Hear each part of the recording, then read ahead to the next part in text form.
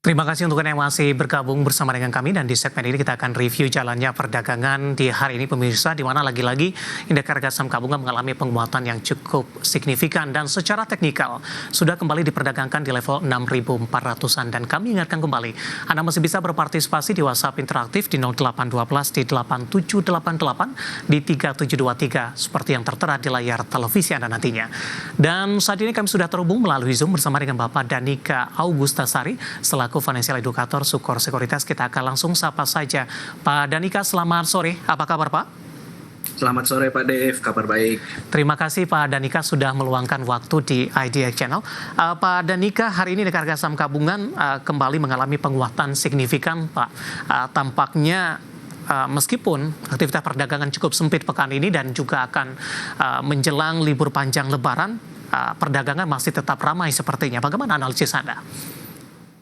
Baik, untuk analisis ya, ini sepertinya itu karena ini ya, secara fundamental itu dari banking yang kemarin baru mengalami perubahan struktur direksi.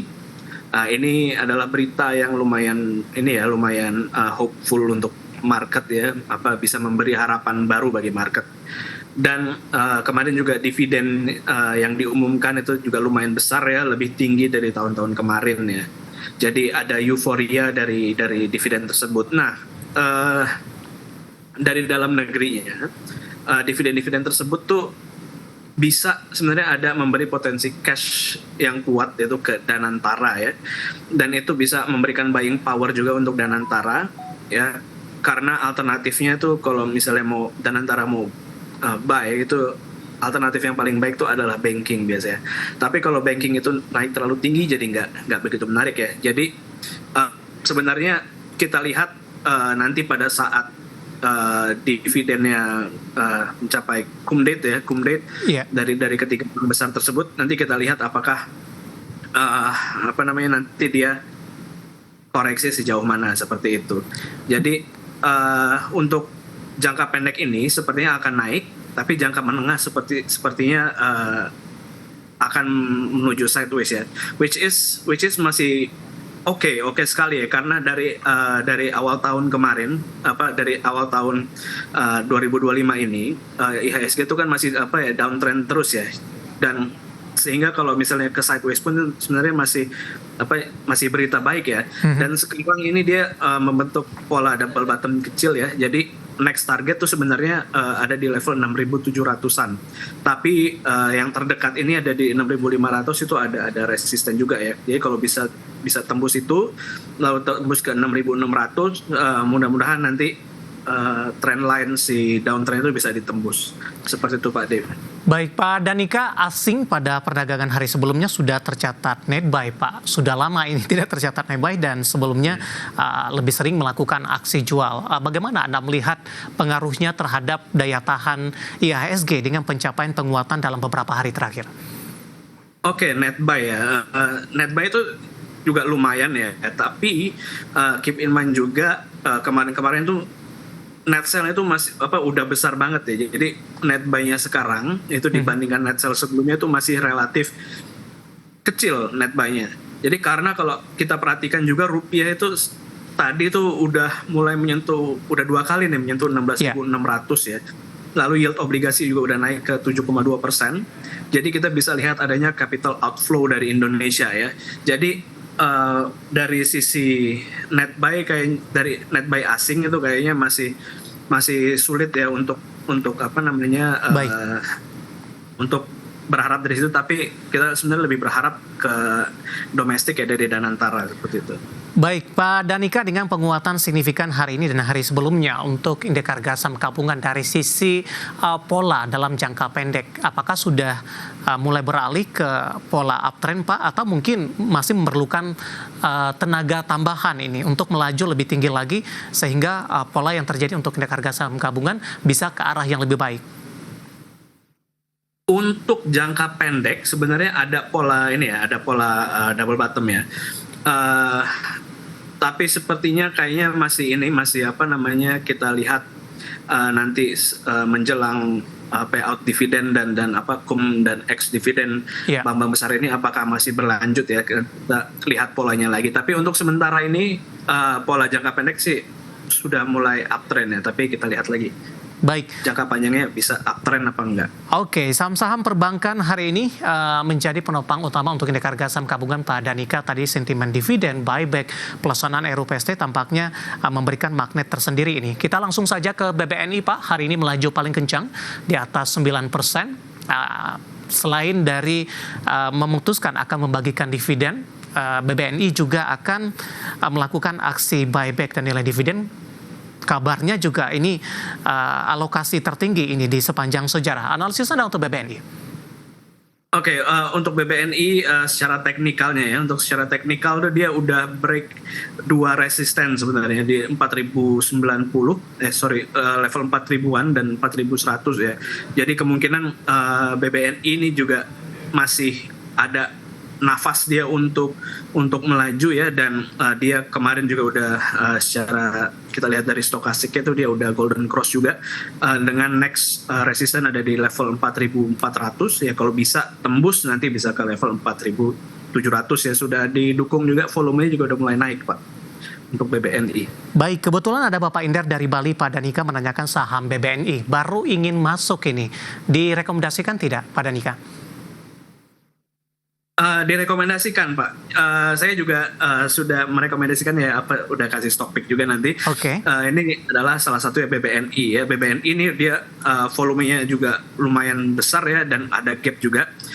Ini kayaknya bisa menguat nanti mungkin sampai dividen ya, sampai dividen cum dividen. Jadi bisa memanfaatkan tren di situ ya. Jadi jangan terlalu tinggi juga ya, mungkin 4.400 sampai 4.700 ya, di daerah situ ini udah bisa mulai sedikit-sedikit dijual. Baik, dan ambil posisi di penutupan hari ini juga tidak masalah Pak untuk Bapak Inder 4250? Tidak masalah, Oke. di supportnya di level 4.100. Baik, yang cukup menarik juga akan melakukan aksi buyback ini Pak Danika untuk BNI. Bagaimana Anda melihat arahnya setelah X dan cum dividen nantinya, kemudian juga akan melakukan buyback, di mana buyback ini lebih kepada menormalisasi dari posisi harga yang sudah turun dalam dan tidak sesuai dengan fundamentalnya. Dengan penguatan yang signifikan terjadi untuk BBNI dalam 2 hari ini, ada semacam peluang tidak untuk BBNI kembali mengalami tekanan untuk mempermulus kegiatan buyback dilakukan, atau juga tidak masalah kalau BBNI nanti lakukan buyback berada di harga atas? Oke, untuk ini ya, untuk buyback sebenarnya nggak cuma nggak berlaku untuk BBNI juga ini. Yang sebenarnya yang dilihat tadi adalah dividen itu, ya kan masih ada euforia nih ya. Tapi kalau misalnya nanti harganya akan harganya naik terus, itu dividen yieldnya juga akan semakin kecil, ya. Jadi kalau semakin kecil euforia juga akan berakhir. Jadi wajar aja nanti kalau Big Bang akan koreksi. Nanti kalau koreksi yang menyentuh target buyback, ya nanti baru akan mulai dibeli. Baik. Tapi yang penting adalah paling enggak nanti kalau misalnya dia koreksi setelah dividen, itu akan ada yang sih. Jadi mudah-mudahan bisa kembali rebound, dia menjadi uptrend. Baik, dari BBNI kita bergeser ke BMRI Pak. Hari ini juga melaju kencang, menguat di atas 8%. Penutupan hari ini di 5150, intraday di 5175. Analisis dan rekomendasi untuk BMRI.